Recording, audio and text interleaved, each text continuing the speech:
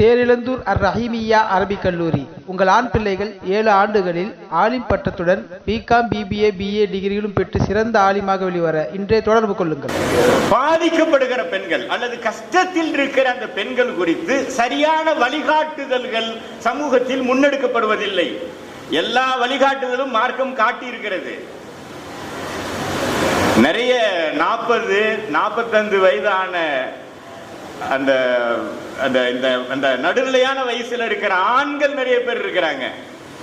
அவங்க நோயினாலேயோ அல்லது வேறு காரணத்தினாலேயோ மனைவி இறந்து விடுகிற பொழுது அவங்க சரியான ஜோடி இல்லாம இருக்கிறாங்க. பெண்களும் அது மாதிரி இருக்கிறாங்க. சமூகத்தில் சில விஷயங்கள் கேவலமாக கருதப்படுகிறது. ஒரு பெண் 30 வயசுக்கு பின்னால் அல்லது 35 வயதிற்கு பின்னால் மணமுடித்துக் கொள்வானே, ஆனால் இவளுக்கெல்லாம் திருமண வாழ்க்கை தேவையா என்று பெண்களே அவமானப்படுத்தி பேசுவதனால் பெண்கள் அதற்கு முன் வருவதில்லை.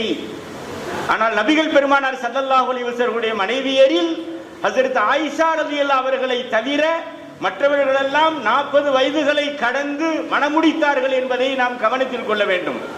ஒரு கணவர் ஏற்கனவே சில மனைவியர் அவருக்கு இருக்க, அவர்களுக்கு கீழே மனைவியர்களாக ஹஜ்ரத் ஹப்ஸா அம்மையார் இருந்திருக்கிறார்கள், ஹஜ்ரத் ஆயிஷா அம்மையார் இருந்திருக்கிறார்கள்.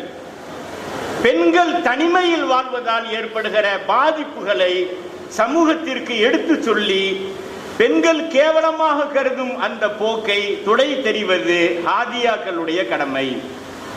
நம்ம ஒவ்வொரு குடும்பத்திலையும் வீட்டுக்கு வீடு வாசப்படி என்பது போன்று ஒவ்வொரு குடும்பத்திலையும் சரியான துணை இல்லாமல் வாழுகிற பெண்களின் நிலை இருக்கிறது. ஒரு தகவல் சொல்கிறது, தனிமையில் வாழும்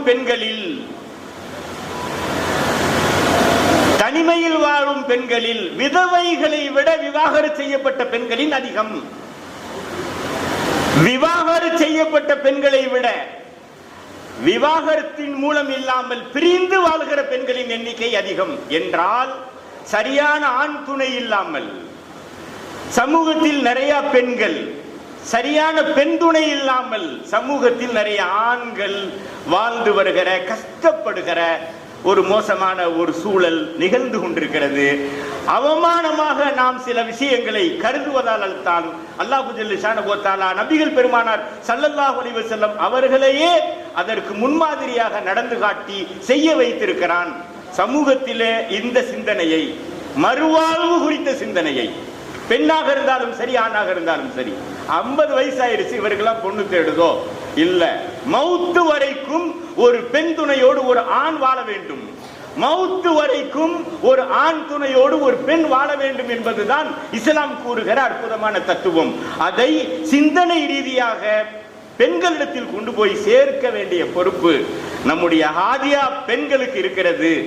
இந்த அரபு கல்லூரிகள் வணக்கசாலிகளை அல்ல, வழிகாட்டிகளை உருவாக்குகிற ஃபேக்டரிகள் என்பதை நான் நினைவு கூர்ந்து அல்லாஹ் ஜல்ல ஷானஹு வ தஆலா இந்த ஹாதியா முன்னெடுக்கிற மகத்தான பணிகளை இறைவன் பொருந்திக் கொள்வானாக.